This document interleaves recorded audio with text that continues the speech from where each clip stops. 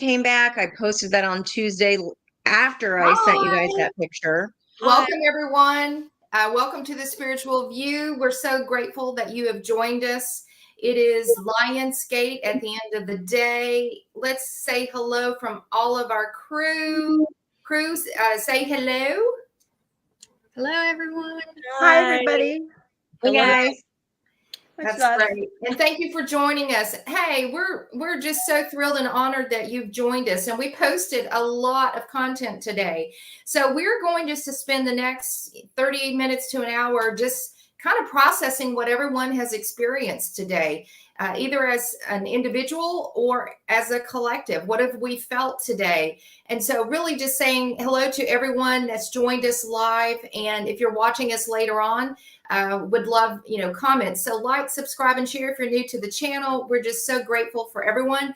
So we are going to have a conversation. All right. Who wants to start off first? Anyone want to do a share of what they experienced today? Well, what were we just talking about before we came on? Because there was pretty interesting conversation already happening. So I think we were at Dawn. What were you talking about with Joe Dispenza? Oh, because it was coming back with Cerie's message about the keys. Right, so let's go back to that. And I will tell you that I went to see Joe Dispenza in Denver, and was spent a weekend at that seminar. And what Cerie was talking about was something that very much happened at that seminar. Now, he is very anti-astrology and anti-woo, but he also talks about the pineal gland very extensively and lighting that up. He talks about that a lot. And the way that we get every single day, multiple times during the day, we all had this meditations, just like Cerie did. And where and I had that same sensation, except I think I usually, it's faster for me if I put like a eye mask on for some reason. It's faster for me to get there. And so I did Cerie's meditation this morning, and what I came out with was this big keyhole. I had this big lock that appeared before me, and I'm like, okay, now, because a lot of times I will say this. He says that you think in images when you get to that place. It's images that you see.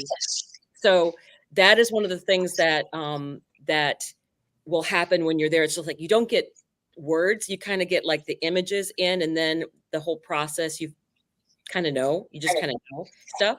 So I was like, okay, well then I've got this great big lock in front of me, and I kind of wanted to get the other side of it. And then it was like, okay, I'm gonna try and imagine a key so I could go through. Nope. It wouldn't let me through.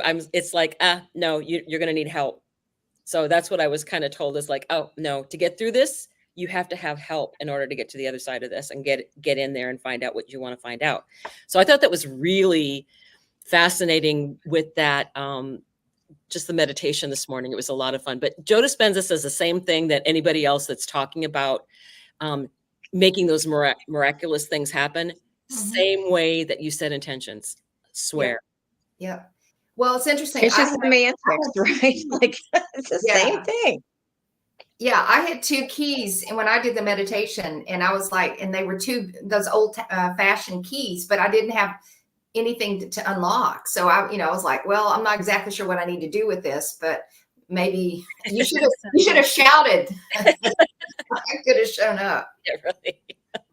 I like about the void that you were talking about too, and we kind of talked about that earlier this week. So do you want to talk about what the void is for those that may not know? Well, it's interesting because I'm kind of learning myself, and in fact I was teaching Akashic Records earlier, and we had this long conversation about the void. And the first time I went there in a meditation, it was like being kind of in outer space, in a black space, and I didn't know where I was, and I was filled with a lot of fear. And I was like, whoa, what is this? And then I have another astrologer friend, Dawn, that I've been working with for years. She's about 80 years old. So I called her. Anytime I get these strange things that happen, I always call her. And she goes, oh, you're normal. And she said, oh, you were just in the void. And I was like, well, what is it? And it's kind of like all time and space. It's and I don't know if anyone on the chat has any point of view, but I go there. But it was explained to me by the Akashic record keepers that it's like a master portal, and it allows you, if you're in the void, you can go to all these different realms. Yeah, Ruby, I'm not sure if the void and the vortex, but I think Abraham calls the vortex the same thing as the void. And everyone has a different experience with it. I don't know. Have you guys had experiences in a meditation or dreams where you've actually gone to this place? Well, that's what I had shared with you. I didn't know that that's what it was called, but I had a dream a few years ago where I was just kind of placed in this nothingness. It was just this black nothingness. And then all around me was almost like these TV screens or worlds that were all these different realities that were just completely around me. And I realized that if I put my attention on any one of the particular screens, that was my reality. But then I would pull back and then I would look at the next one, and then that would be my reality. And so I didn't realize that that was the void until we were talking the other day. And it was just, like you said, this great nothingness. But it's nothingness, everything in us. Yeah. Yeah. That's what I was going to say. I can speak to it. I had a near-death experience, and I was in the void, and I think I've learned not to have fear through that experience, and that you really download and channel a lot of information in the void, as well as the lack of time, I guess is the best way to put it. But also some of the things we've talked about in our other episodes, walking the 8, that infinity symbol, that's a lot of us touched on that in the sense of chi today.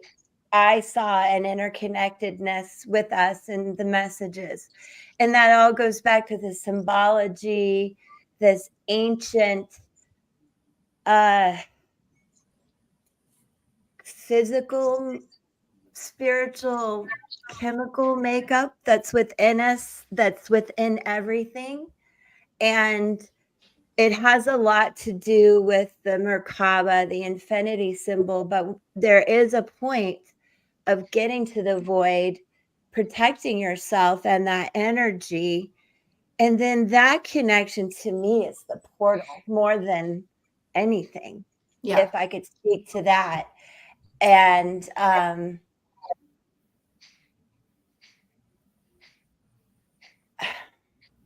yeah, I'll let you guys jump in, but I could say so much about it. It's a really deep topic. Yeah, and I see that Spiritual Warrior says she goes into an empty white room without doors, never know where to go. And, it's interesting because I don't think we're supposed to go anywhere. I think it's just the experience of being in the energy.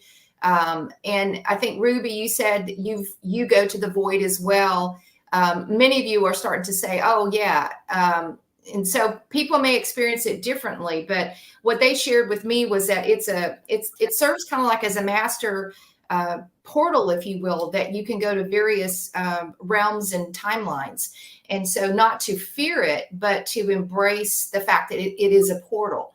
It's not necessarily connected with Lionsgate, but it is a good example of a portal like what we've had today. Yeah, and you go there every time you can. That's what we learn to do when we're meditating, right? So for me, it's like I have to go through that ritual of putting myself inside the globe of light. I ask for it to have the golden light of protection. And then in my mind's eye, I see like it's scooping up, like Archangel Michael's tethering me to the earth realm, and then it scoops me up, and I ask Archangel Uriel to carry me into the esoteric knowledge, into the 5D and the star chakra. That's what that was. I drew a yo-yo yesterday on my channeled messages, and that image just came to my head of the Archangel Michael at the bottom and Uriel at the top. And you know how when you can go like this with a yo-yo and you can kind of swing it and then pull it out and it goes quicker then it goes bigger, right? So, but it's like that. And I take my yoga students there, and then that's part of the guided meditation of, if we're going through the chakras, that's how I get them to go inside their own light. And then you are choosing then where to travel, right? Because that's going to be different for everyone. So if I'm connecting them on the ways to get them out of their head, you have to have their body feel the feelings of each of the chakras, right? So we have to feel that groundedness. We have to go to the sacral chakra of doing something very creative. And because when our mind remembers that memory, your body feels it again. You feel it all through your entire body. When we get up to the heart chakra, we're remembering the last time we hugged somebody so hard that we just melted into that hug. Everybody can go there, right? And then you're in your heart. Then that's where the magic happens, because everybody can connect to that memory somehow, but that's different for everyone.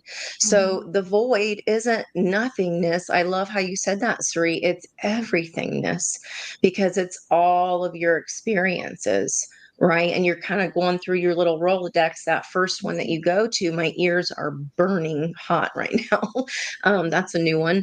But you go to that feeling, because it's not somewhere you go in your mind. It's somewhere your body takes you to with the feelings.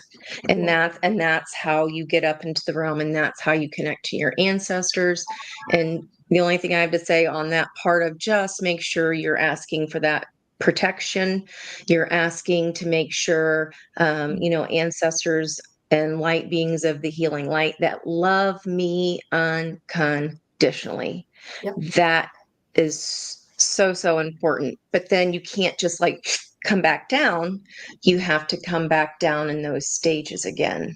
Yep. Right? You have to come from the cosmos to the clouds, to however it does. I do it a little different every time, but it's stages. It is everythingness, and it's full of love. I love that. That's great. It's great. I see that Ruby's Lighthouse made a comment. It's like my higher self and I become one is how it feels. And I want to say, when at Joe Dispenza's thing, he talks about heart, mind, coherence. Coherence is the word, right? Coherence. And so what he wants people to imagine, and what has happened with his people at these seminars that they've experienced out in the world, is when you get into that meditation and you get into that void space, then picturing or putting in mind what you want, and then having that, you bring the emotion in from your body, and you have what your mind has created. And a lot of times he'll say, write it all down and create a symbol for that. And then when you're in that void space, bring that symbol in that symbolizes everything that you want. Yep. So then you can manifest that, and things will line up for you with Archangel Michael, however you want to say it. He says quantum field. Yep. And it's the same thing, but absolutely, Ruby, that's you and your higher self in that space, getting that that heart and mind together to create what you want. And that's that's manifestation right there. Yeah. And it's funny. 101. Sorry, I got so deep into this Merkaba symbol. And Jen, do you remember when I ordered this little guy and I kind of giggled about it? And now I'm attached to it. I don't know, I might have to give it a name, because of so much I've learned about it and the protective nature that you get from this symbol and this energy and healing and manifestation. But now I'm really attached to it. Anyway, this was part of what I did a meditation on, you guys. And, now it's like a whole new rabbit hole I'm going down. Well, Elizabeth, sometimes when I go into the void, I'm in a Merkaba. It's around me. It's almost like my protective bubble. And so some people that's what I was trying to share today. Yeah, that's so cool. Exactly. Yeah, you actually may experience sacred geometry. As you may see symbols, you may experience being in one. Merkaba is a great connector and great energy, which is super. Ruby, that's that this same is a Merkaba symbol, Ruby, and it's just in the colors of the chakra. And honestly, I thought about giving it away today, but it came in and it was so tiny, and Jen and I were laughing, and now I'm really attached to it. And it's I explained it in a video, in a meditation, and a blog. So You did a lot of work. That was gorgeous, by the way, Liz. I was like, your graphics how were did she do amazing. that? It was so cool. And then her It voice was really, really neat. smooth. So you guys probably can't see what Liz has there, but I mean, this is a tetrahedron, but pretend that there were two of these, right? So this is the top pyramid, and then you'd have another pyramid with the point coming up out of this, with the other points coming out of the sides. That is a Merkaba. Okay, kind of like Kabbalah. It's the points are on each side, and then that star is coming out. And then when you meditate, pretend there's like a little dude, or you're the little dude sitting there in the center of this, but you're in the middle. So it's like those, they're not flush with each other. They are inside, right? That base is sunken. So the person, when you're meditating, you can sit inside of that. And then you have that triangle above you, and then you have the triangle below you. And then you'll see, like in the lighthouse, I know when we talked about the fools, the fool card, Jen's favorite card, this is in the water. This is what you see her leaping into. She's leaping into that energy of the Merkaba. So it's sacred geometry. It's just, yeah, I'll stop nerding out there, but that's just really, really, really cool. And if you haven't seen it yet, that the video that Liz put together is just gorgeous. It's so beautiful. There it is. Yeah. See that? Yep, the points. So it's kind of hard to explain if you don't just Google it. And Archangel, read her blog and watch her video. Watch my video to Google it. And what's funny is my son had made a couple trips to Israel, and he brought this back before I even got into symbology. So now I'm like, oh, now I understand. Now I understand everything on here. So I feel that's kind of cool how, you evolve and grow with this stuff. So yeah. Oh yeah. It's actually it's a change purse. It's for keeping change, but I don't use it for that. Oh, that's so cool. Yeah. Anyway, yes, don't Google it. Go look at my videos. We just got done talking about your video while you're away. It's gorgeous. I mean, it's everything. You're gonna go down a rabbit hole if you Google it, but it's everything on there. It's already all together there for you. It's beautiful. So don't forget to look at that, guys. Great. Marsha's in the house. Yeah. Hey, Marsha. Welcome. And it looks like from Spiritual Warrior, there's a request to have more guided meditations. Great suggestion. So we'll have to add that to our portfolio.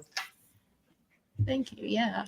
It would be fun to do some of those live too. You know what I mean? So we can all, just like when you do like a ritual, like the new moon or the full moon ritual, but just do a guided meditation all together for whatever happens to be going on. I think that'd be great. Yeah. That would be cool. Yeah, mine would not be as fancy as Liz's. Mine was just straight up. I was like, oh my God, so fancy and beautiful. And then there's just me. But you can use those anytime. I'm like, I'm going to put this on repeat in my phone. So thank you so much for doing that. I could just sit and watch it like on repeat. I'm glad they liked everything. That's great. So anyone want to share from the comments? Ruby, you love the key. I don't know what to do with them yet, but I got some golden keys. And Dawn, maybe it's to put them to you. Anyone have anything unusual today in your energy field, or did you have any kind of serendipitous sorts of synchronicities or things happen today? I heard people calling me that aren't here, which I don't usually hear. I mean, sometimes I do. So you got a clairaudient hit and you don't normally have those. That's awesome. not where they call my name like that. I mean, yeah. I mean, the last time was, it's been years. It's other Wow, that's things, but really this is cool. like where I'm in the house alone and I'm like, yeah, hello, you know, really clear. And so that was weird. That is so fabulous. That is fabulous. I am going to be doing Jen's. I listened to yours before it actually went live within the group, Jen, and I'm going to be doing that this weekend with the red candle and everything. But I really liked it, the Black Moon Lilith. Yeah. So I was a little bit scared about doing that, I'll be honest, just because I know Lilith has, you know, that reputation that she's the mother of demons. So that was kind of scary for me to take that one on. But when you understand, you know, the backstory and the, you know, what she really does stand for women's liberation, I mean, it was actually very powerful.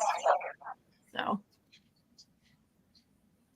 that was beautiful too, Jen. Oh my gosh, like just the imagery. I mean, it's just so much talent, you guys. I just can't even with y'all.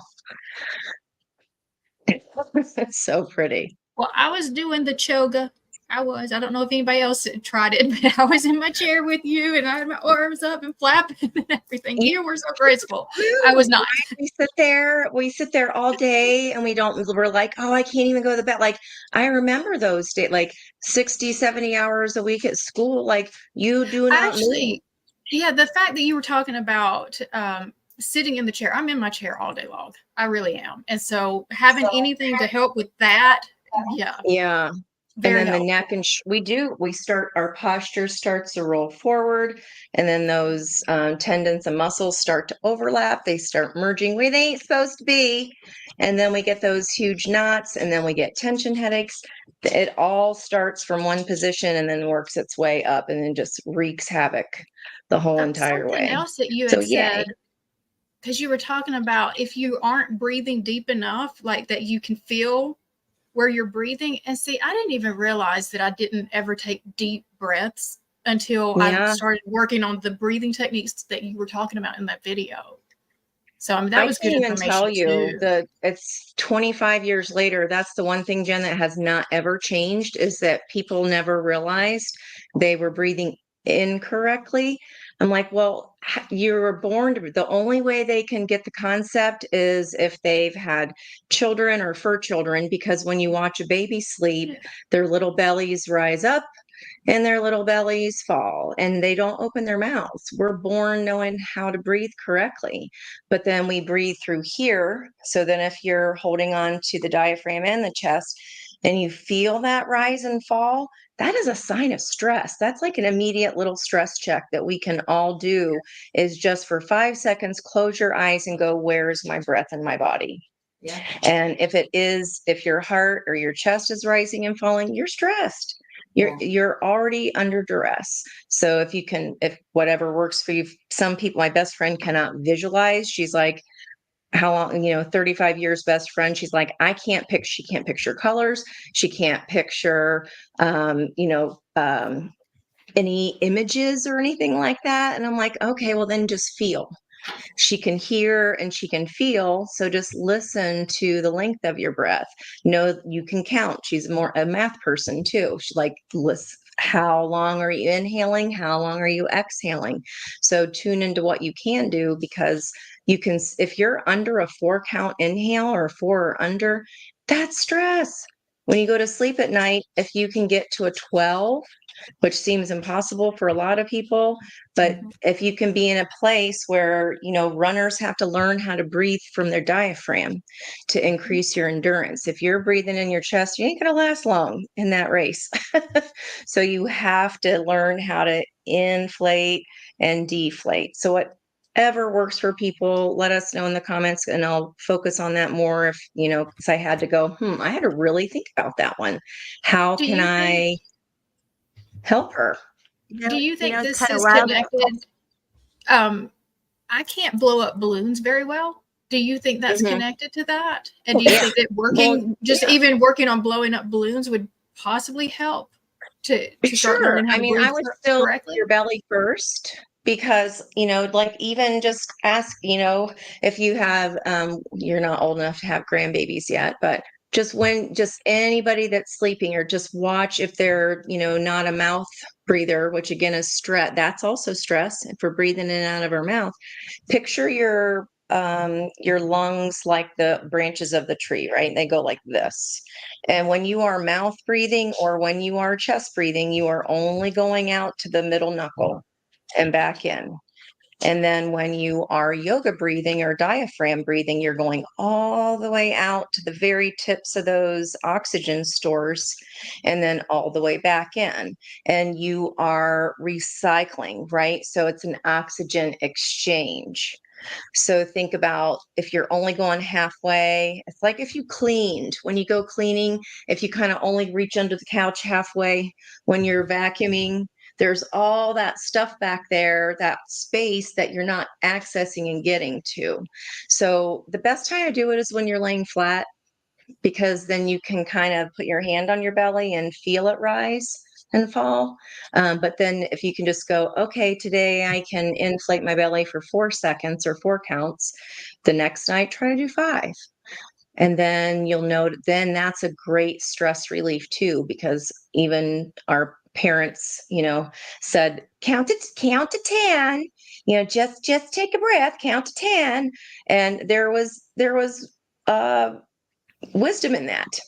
Because if you can breathe to 10, now you got something. Yeah, and I will add to that, Angie, real quickly. When I was doing some breath work, what I found, we often focus on the inhalation, but what helped me extend being able to have longer breath counts and everything was when I practiced in the exhalation. And just like when you stretch, you think you've reached it, and you're like, give it just one more inch. You can find that inch. And the same thing when you're exhaling, you think you've expelled it all. You can still push out more air and push out more air and push out more air. And I feel like it's like staleness. It's like getting rid of stale air that it doesn't come up. It just kind of stays there at the bottom. Yeah. But it also strengthens your diaphragm. So and I would comes at the back of the couch.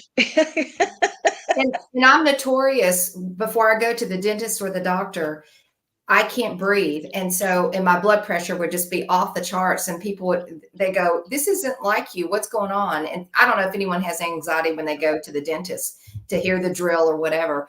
And so I started doing some of those breathing techniques where you hold, inhale, hold for 8, exhale, hold for 8. And then within about 10 to 15 minutes on the way, to the dentist or the doctor, wherever, my blood pressure would just be back to normal or a little low, actually. And so that's also a great stress technique, especially when you're in a situation. If you're doing public speaking, it's wonderful because it forces your heart to slow down. It forces everything just to make you calm, because, and I yawn a lot. I find that I yawn quite a bit when I do that. And I think that's also very healthy as well. Yeah, but it slows your blood pressure. It lowers your blood pressure. It slows your beats per minute. Absolutely. Again, you just have to know when your body is stressed. Sit and take, how long can I breathe in for? Am I, like Marcia said, am I pushing it out fast? Am I inhaling okay, but then exhaling it all really fast? Some people can't breathe through their nose. If you have deviated septum issues, or, if you can only breathe out of one side of your nose, then, that you have to learn how to work with that too. But if you can just learn to tune in for, it's 5 seconds. How long am I taking a breath in right now? That if it's 4 or 5, that you're stressed, and let's double it, whatever it is, at least try to inhale and double it. And then until you can get to that, at least a 10-second mark, exhaling 10-second mark, that even balance, the lemniscape vision, then you can literally make yourself healthier in that moment, de-stress, and go out on stage and do your speaking, or, not have to white knuckle it through the dentist visit. I think it's wild that you guys are talking about this, because we started with the void, and I mentioned the whole near-death thing. Well, part of it was I wasn't breathing. And Yeah. it's really important to breathe. So I wasn't breathing, and I had the whole floating around the room, and I won't take up time with it, but I could hear the lady saying to me, or the nurse, you got to breathe, honey, you got to breathe. And I didn't want to. I was fine. I'm like, I'm fine. Like, this whole breathing thing, I don't know. I don't need it anymore. Overrated. It felt I had the overrated at the near-death time. experience. But now, okay, so going through all that, I never had fear of doctors or anything, but now it's the big white light. I'll be fine, and I get under any kind of light, and I'm just like, oh, and I freak out. So I do have to go into the breathing, and I hear that lady all the time. You got to breathe, honey. You got to breathe. And so I don't mean to go back to that moment, but it does. And when I'm not breathing and I'm anxious, boy, I just have this little angel going, you got to breathe, honey. You got to breathe. Mhm. Oh, I love that. That's a great reminder. I'll come back and I'll breathe. So, yeah. I was Here just I going to am. mention, in my near-death experience, like that peace, like nothing compared. So that whole, I don't even care. I'm fine. I don't need to breathe. There was no fear whatsoever. Like, Yeah. the fear came when I got back into my body. That's when it happened. So Exactly. Yeah. Yeah. Yeah. I was a little mad about it, actually. I was like, why did I That's breathe? so common, right? We Yeah. hear that a lot in those people with those experiences. Yeah. Yeah, totally talk a little bit. parasympathetic nervous system. Mm-hmm. Yep. I wanted to talk about the astrology a little bit today. So we've got Venus and Mercury conjunct, right? Yes, that might have. Yeah, let me go back and check my stuff Yeah, here. the energy's still floating. Yep. I still have it on my board with the bees and Mercury, all the bees that came out with the gold on the ceiling and the keys and the black keys. And I was just like, oh my God. And then I forgot on Tuesday when I had the crappy dappy day and the A hat splashed on my writing. I forgot after my pool meditation, I saved a bee from, like, it was in the deep end, and I was like, oh, Mr. B, and I would like had to scoop him up and get him up out of the water, because every time my niece comes over to swim, she's like, Aunt Angie, flop, bee rescue, and we'll have to save whatever bees have accidentally gotten in the pool and can't get themselves out. So it's like I totally forgot about the bee rescue. So that's been a theme since Tuesday, Wednesday, today. It's been a theme. I don't know if you guys can see this, but there's like tetrahedrons right here in the water. That's so cool. I can't get away from the symbology lately. Okay, I'll be quiet. Well, what I think is really important coming up that I want to make note of for everyone is that we have this super strong full moon in Aquarius on the 19th. And right before that happens, coming in like on the 16th, Mars is going to be squaring Saturn in Pisces. So Mars doing a square to Saturn. Remember back in, was it, I think it was, I think it was back in 2020 that we had the Mars-Saturn conjunction. So this is that quarter square from what was happening back then. So it's just things to be aware of. And it could also be weird news about it, because we also have Mercury is going to be in a square back with Uranus all on the 18th. And what I'm concerned about with that, or what I'm thinking it may be, is that we might get news about maybe what happened back then, or maybe we get more information about what's going on in the current world as far as hidden away information that has been lost for a while. And people are making new discoveries at these ancient sites all the time. So I think there's going to be some super surprising things that are coming out that are it's going to blow people's minds. Plus just the everyday things going on in the world, because a lot of governments are changing things. There's issues with money, there's issues with businesses. And I just think everybody, especially, I think one of the beautiful parts of this 8-8 that we did was that we've given you tools to help cope with some of those things that might be anxiety causing. And again, stay out of the fear, stay out of the anger, because those are things that can be used to control you. So if anything starts to trigger a fear response, step back from it a second and really take a look at what that fear response is, and then do breathing techniques, do calming techniques, do a meditation, go for a walk in nature. It is proven to lower your heart rate and blood pressure. Proven. So I think that's really one of the important things.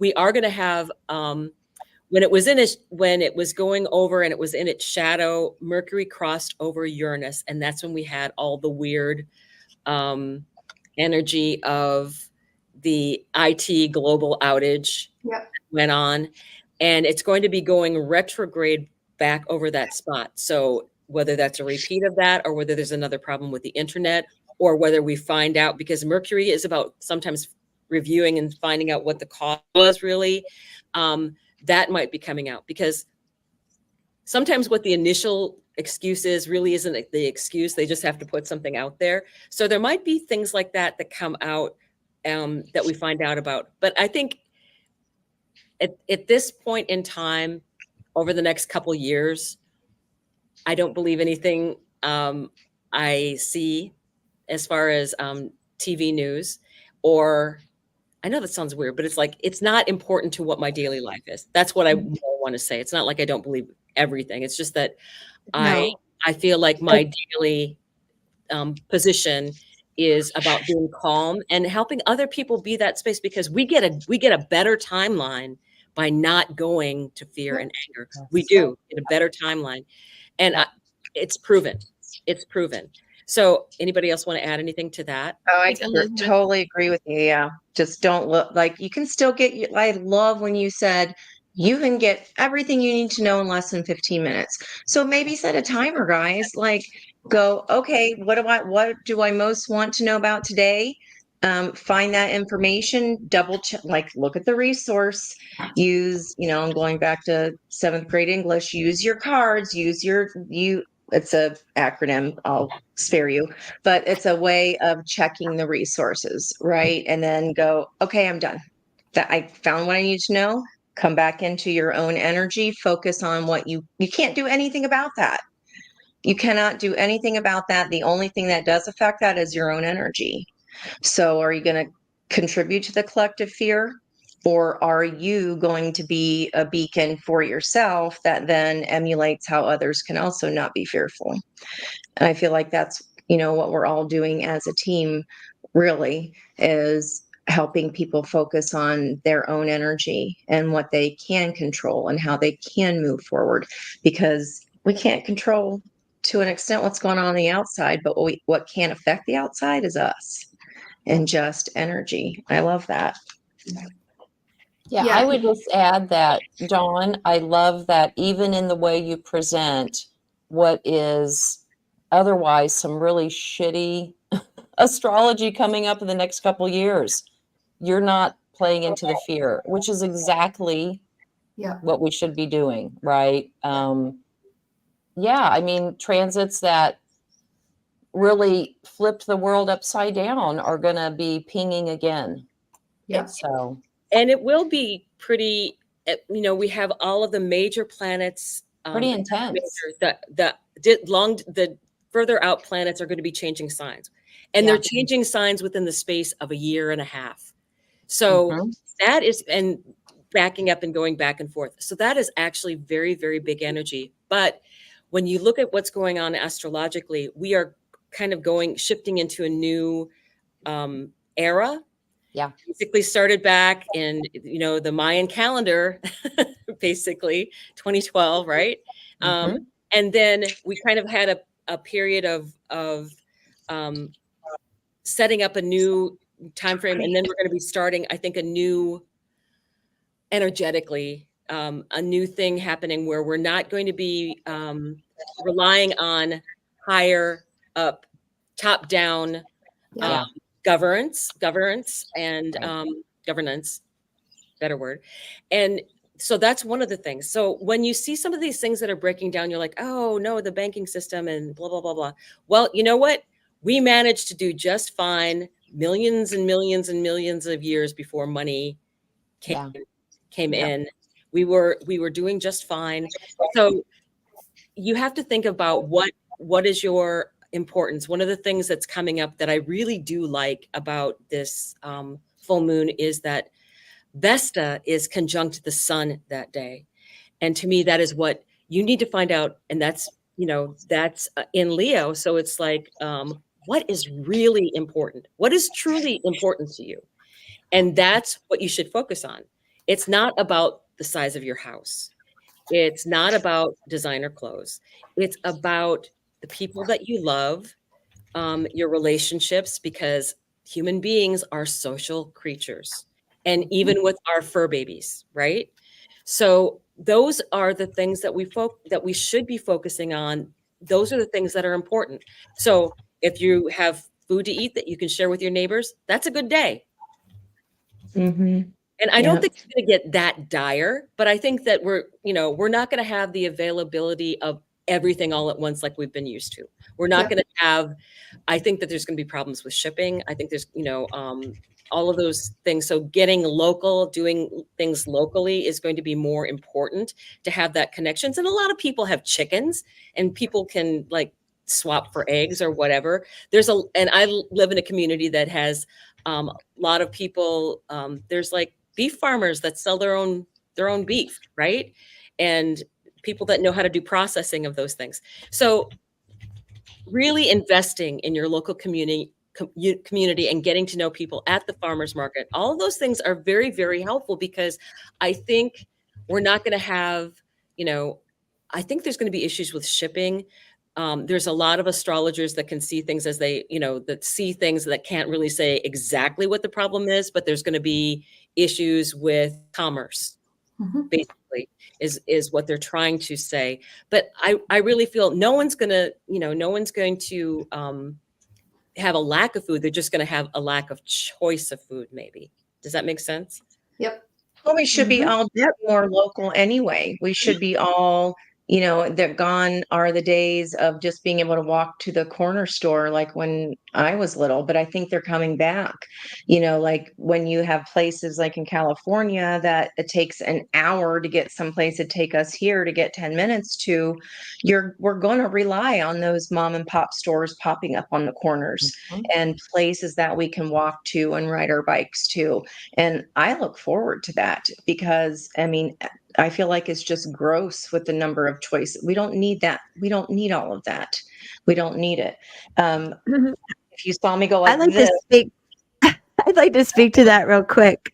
Sure, I quit journalism. 1 second, Liz. I wondered what your perspective was when you said 2012, Dawn, I was like, wait, what was that? The gold on with Cerise key and the gold on the ceiling by the black keys, January 24th, 2012. And that was all, we were geeking out earlier, guys, about how our readings were all kind of coming together. So that was this morning's reading for Lionsgate. Sorry, Liz, go ahead. Yeah. I forgot what I was going to say. It's okay. You said you quit journalism. You were talking about quitting journalism. Yeah, because I think that you really have to be careful what you're watching. And I think 15 minutes is even too much, honestly. I think I'm going to go out here on the edge and say there's a lot of mind control going on and a lot of fear and anxiety and pressure and stress, even in the weather. And you don't need it. I'm here to tell you, I've been there in the front lines of it in all different capacities. And it's a business just like everything else. And I would take it with a grain of salt. And I am blessed to be in a little tiny town where I have Apollo meats that we've had for like 40 years. And everything's organic. I believe in no additives. So if you can't get the crap shipped, you don't need it. And sorry, I'm a little salty mama. I have a produce store that I can ride my bike to, and everything's organic. And at our county park, we have a co-op growing garden thing. So yes, you can just live in your little bubble. I'm not telling you to put your head in the sand, but don't play into this. It's more than one agenda. It's so many. I just, unleash yourself from the tentacles of it. Save yourself some money, cut cable, find your own resources, like Angie says, good sources, independent people. That's the beauty of the internet, of social media, not the crap and the bells and whistles. It's like, who really is good with weather? Who really knows their finance? And you can find that information yourself, y'all. Don't be spoon-fed the crap. And that is my salty journalist self speaking. And she quit. She quit. Okay, back. I'm done. I do want to address that we're talking about I see that a lot of people do know their astrology. The big planets are shifting. Yes. So the first one to be concerned with is Pluto. Pluto has been going back and forth. And this is going to be the third time that it's done this. So, and it's usually twice because a lot of the bigger planets will just go in a little ways and then back up. This is the third time Pluto is doing this. So this is in our life, in, thousands of years, it hasn't happened that way before. So we're getting something completely unusual and unknown with this coming up. And the Mercury Uranus stuff. And I did a reading on that, y'all. I'm not perfect, but you guys in the chat, if you want to go check it out, I did all the signs based on. I thought it was fantastic. I loved everything. I mean, everything done. Everything is so crazy. So yeah. Right. And there's going to be next year, there'll be some of them that tiptoe into the next sign. Like you have Neptune is eventually going to go into Aries and then come back. And then while that's happening, then Saturn's going to tiptoe in and come back. And then they'll eventually conjoin at 0 or 1 degree of Aries, which is a whole new ball game. It's 0 in minutes. It's 0 in minutes. It's so beautiful. They like march into a new era together. Right. So that is going to be huge when that happens. And we have plenty of time to give you notice on that. Yeah, I was going to say, especially if people have 0 degrees in their charts, because that's going to, and that's going like crazy. That's the world axis. That's going to affect globally people. Yeah. That's going to be global. My rising sign. My rising sign. Yeah. So I think the first thing to be noticing is this Pluto, because the astrology is just very unhinged is basically the best word I can use. But truly, it's perfect word. Well, truly, it's going to be something that is breaking down the things that haven't worked. That is what Pluto does. Need breaking down. That need breaking down. And so it's going to get messy. It's going to get messy before we start to correct and make it a better place and make it more equal for everybody. There's going to be actually more equality as opposed to just like a little tiny sliver of people at the top having all the resources. I won't say money because I don't think it's going to be that much about money. I think it's the resources really is what would be a better word than money. But I think we're going to a much, much better situation within 10 years. Everything won't happen at once. Right. So you have to be patient. And then when you're given these opportunities of things breaking down, that's when you can start something new. That's when you can create your own business where you can run things the way you want. And if you've had a dream that you always wanted to start something new, you can, because you're not going to have anything stopping you anymore. There's no ceiling that's going to prevent you anymore. So use that. I think I have been hearing people describe it similar. I was trying to pull up Jen's video from earlier. There was part in there where you were talking about like money in the 5D or that manifestation Well, I was video. already thinking this is right on with that reading. That crystal card, that crystal card. And I have heard many leaders in the light work energy space discuss seeing crystal cities, like evolving our light bodies into that. And in a practical sense, what I picked up on also, just in what we've said here, but you know, we hear it many times, these grounding techniques to get out in nature. I mean, the exchange between us and a forest is healing us and the forest, that exchange of energy. Also with like light activation.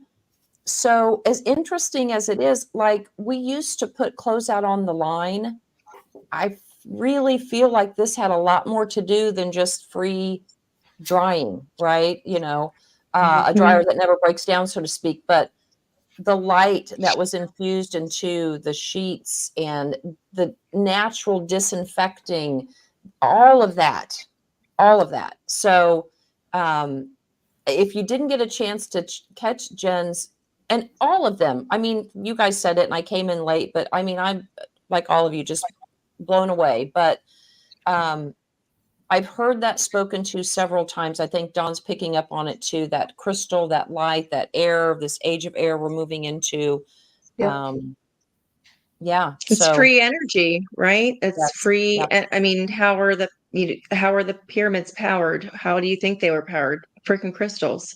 I mean, it's not woo woo. It's just I mean, what are they doing? Walking in the dark? No. I mean, we can get into the whole discussion of how they were even built, but maybe people aren't ready for that. If they're here, they may be, but there's interesting. The Great Pyramids are a portal. I'm down for that.